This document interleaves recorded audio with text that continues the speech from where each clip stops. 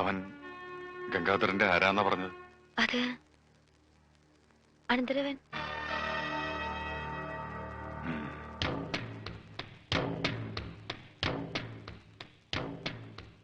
തന്റെ അനന്തരവൻ എത്ര കാലമായിട്ട് തന്റെ കൂടെ ഉണ്ട്?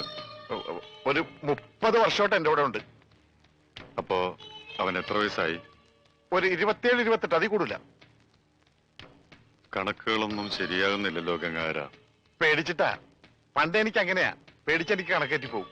പ്രായത്തിന്റെ കാര്യത്തിൽ നമ്മൾ തമ്മിൽ കണക്ക് പറയണ സാബിന് എന്ത് മതിപ്പ് തോന്നുന്നു അതിൽ ഉറപ്പിക്കാം. പോരെ? പോരാ, എനിക്ക് അവനെ കുറിച്ച് എല്ലാം അറിയണം.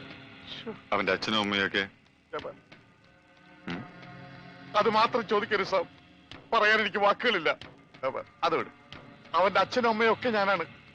അവൻ എന്താണ് പ്രശ്നം ഉണ്ടാക്കിയത് സാബ്? എന്റെ സഹോദരിയെ കുറിച്ച് അറിയാലോ. അവൾക്ക് ആലോചനകളൊക്കെ ധാരാളം വരുന്നുണ്ട്. ഒക്കെ സ്വത്ത് മോഹിച്ചു വരുന്നവരാ. സ്വത്ത് കൈക്കലായാൽ അവൾ അവർക്കൊരു ഭാരവും. അവളെപ്പോലെ എന്തെങ്കിലും കുറവുള്ള ഒരാളാണ് വരുന്നതെങ്കിൽ അവർ പരസ്പരം ഭാരമാവില്ല, സന്തോഷത്തോടെ സ്നേഹത്തോടെ ജീവിക്കും. ഇപ്പോ താനൊന്ന് മനസ്സ് വെച്ച സംഗതി കൊള്ളാം. പക്ഷെ ഇതേ കുറവുള്ള ഒരാൾ കണ്ടുപിടിക്കാന്ന് പറഞ്ഞ എനിക്കാണെങ്കിൽ പഞ്ചാബിൽ യാതൊരു കണക്ഷനും ഇല്ല. ആകപ്പാടെ പരിചയമുള്ള സാബ. സാബിന്റെ പരിചയത്തിൽ ആരെങ്കിലും ഉണ്ടോ? ഉണ്ട്. പഞ്ചാബിലല്ല, ഇവിടെ. തന്റെ അനന്തരവൻ. അവനെ ഞങ്ങൾക്ക് തന്നൂടെ? ഞാൻ ജനിച്ചു വളർന്ന മണ്ണിതാ. പഞ്ചാബിയെന്നോ മലയാളിയെന്നോ ഞാൻ വേർതിരിച്ച് കണ്ടിട്ടില്ല. സാബ് പറയുന്നത് ഈ കല്യാണം? അതെ, ആലോചിച്ചിട്ട് പറഞ്ഞാൽ മതി. എന്നോട് ചോദിക്കാണ്ട് എന്റെ കല്യാണം നടത്താൻ അയാൾ ആരാ? നിന്റെ അമ്മാവൻ. അമ്മാവൻ മണ്ണാങ്കട്ട. എന്റെ കല്യാണത്തിന് എന്റെ സമ്മതം വേണ്ടേ?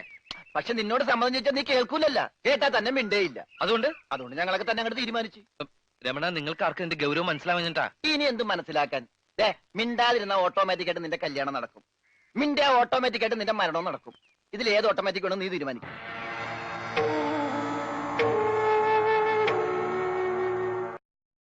ആലോചിക്കാനൊന്നുമില്ല. ഇത് ശരിയാവില്ല. ഈ ബന്ധം നമുക്ക് ചേരില്ല. എവിടെ നിന്നോ വലിഞ്ഞു കയറി വന്നൊരുത്തൻ. അവനെയാണ് ഇത്രയും കാലം കാത്തിരുന്ന് പൊന്നാര പെങ്ങൾക്ക് കണ്ടുപിടിച്ചത്. അവളെ മനസ്സിലാക്കാനും സ്നേഹിക്കാനും കഴിയുന്ന ഒരാൾ. അതിനപ്പുറത്തേക്കൊന്നും ഞാൻ ചിന്തിക്കുന്നില്ല. സ്നേഹിച്ചാൽ മാത്രം മതിയോ? ജീവിക്കട്ടെ. അവൾക്കോ സംസാരിക്കാൻ കഴിയില്ല. കെട്ടുന്നവനും സംസാരിക്കാൻ കഴിയില്ലെങ്കിൽ അവരെങ്ങനെ ജീവിക്കും? എന്റെ ഈ നാവില്ലേ, അതവർക്ക് വേണ്ടി സംസാരിക്കും. എന്റെ ഈ കാതുകളില്ലേ, അതവർക്ക് വേണ്ടി കേൾക്കും. നിനക്ക് എടാ, ഈ വീട്ടിൽ ആരെങ്കിലും ഇവരെ തെറ്റ് ചെയ്താൽ നീയാണ് അവരെ ശിക്ഷിക്കുന്നത്.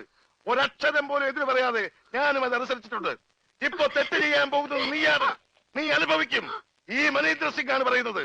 നീ ഒരുപാട് അനുഭവിക്കും. അനുഭവിച്ചോളാം, എതിർക്കില്ല. ഈ സ്വത്ത് മുഴുവൻ ചാച്ചാജിയുടേതാണ്. ഒക്കെ തിരിച്ചേൽപ്പിക്കാം. ഇവിടെ നിന്ന് ഇറങ്ങിത്തരാം. ഈ പന്തലിൽ വെച്ച് അവളുടെ കല്യാണം നടത്താനുള്ള സാവകാശം മാത്രം കിട്ടിയാൽ മതി എനിക്ക്. നീ എന്താ പറഞ്ഞത്? നീ നോക്കി നടത്തിയതെല്ലാം, നീയായിട്ട് വലുതാക്കിയെല്ലാം ഇട്ടിട്ട് പോവാന്നോ? ഈ സ്വത്തുക്കളെല്ലാം കിട്ടിയിട്ട് കിഴവൻ എന്തിനാടാ? നിന്നെക്കാൾ വലിയൊരു സ്വത്ത് എനിക്ക് വേറെ ഏതാ ഉള്ളത്?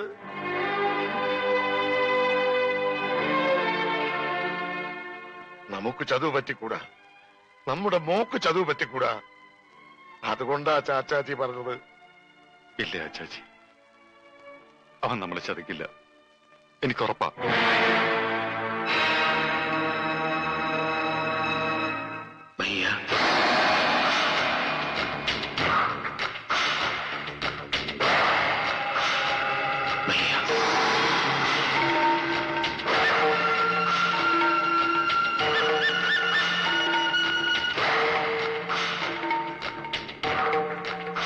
ഭയ്യാന്ന് വിളിക്കാൻ യോഗ്യത എനിക്കില്ല.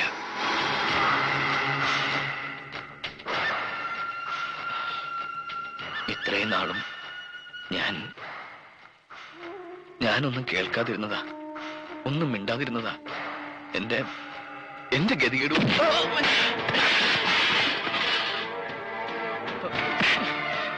ചേച്ചി ഞാൻ എന്റെ നിവൃത്തികേടുകൊണ്ട് ഞാൻ അതേടാ, നിവൃത്തികേട് കൊണ്ട് ആരും ചെയ്യുന്ന പണിയാണിത്.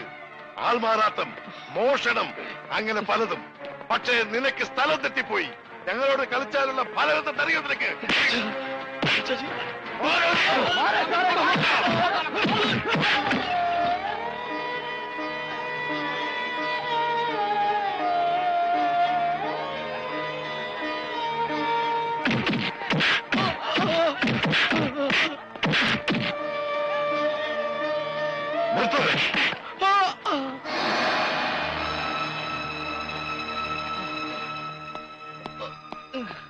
ഇപ്പൊ മനസ്സിലായില്ലേ ഇവന്റെ തരുതരം?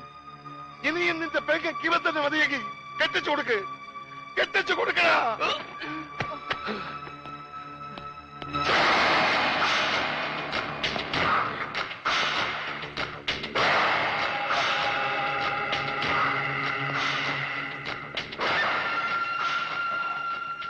എന്റെ പെങ്ങൾക്ക് നിന്നെയാണ് ഇഷ്ടമെന്ന് പറഞ്ഞപ്പോ നിനക്കെങ്കിലും വയ്യാന്നൊന്ന് വിളിക്കാൻ കഴിഞ്ഞെങ്കിലെന്ന് ഞാൻ ആഗ്രഹിച്ചു, പ്രാർത്ഥിച്ചു.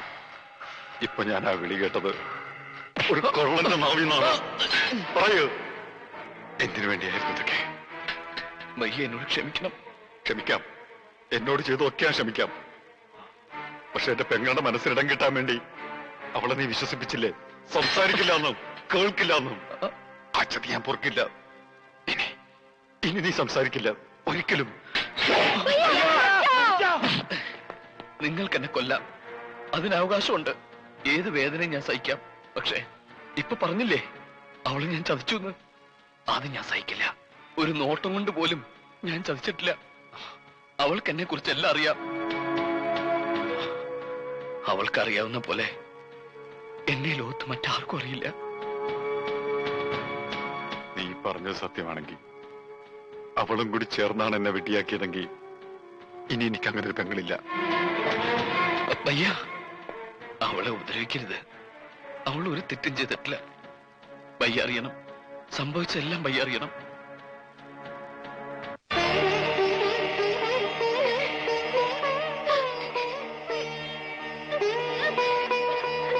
ബേട്ടി,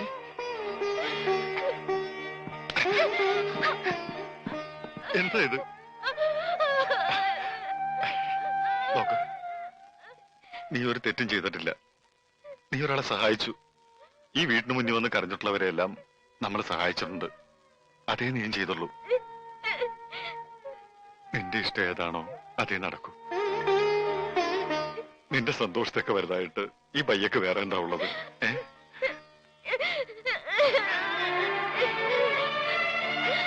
അവനെല്ലാം ഞങ്ങളോട് പറഞ്ഞു. എല്ലാം. അവൻ നല്ലവനാണ്, സ്നേഹമുള്ളവനാണ്. ഞങ്ങൾക്ക് ബോധ്യമായി.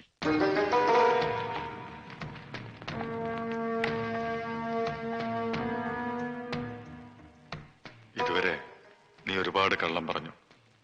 ഒടുവിൽ സത്യവും. അത് സത്യം തന്നെയാണെന്ന് ഞാൻ വിശ്വസിക്കുകയാണ്. ഈ കുടുംബത്തിൽ ഒരു അംഗമായി കഴിയുമ്പോ ഇതുവരെ നീ ജീവിച്ചത് എങ്ങനെയായിരുന്നാലും അതൊക്കെ മറക്കണം. നീ ഞങ്ങളുടേത് മാത്രമായിരിക്കണം. നിനക്ക് വേറൊരു അവകാശം ഉണ്ടായിക്കൂടാ. എല്ലാം സമ്മതമാണെങ്കിൽ ഈ കുടുംബം വിട്ട് മറ്റെവിടേക്കും പോവില്ല എന്നും ജീവിതകാലം മുഴുവൻ പൂജയോടൊപ്പം ഉണ്ടാവുമെന്നും നീ ഇവിടെ വെച്ച് സത്യം ചെയ്യണം. ഒരിക്കലും ലംഘിക്കേണ്ടി വരില്ല എന്ന് ഉറപ്പുണ്ടെങ്കിൽ മാത്രമേ ഈ സത്യം ചെയ്യാവൂ. എന്നിൽ അവസാന ശ്വാസം നിലനിൽക്കും വരെ ഈ കുടുംബത്തെയും പൂജയും വിട്ട് ഞാൻ ഒരിക്കലും പോവില്ല.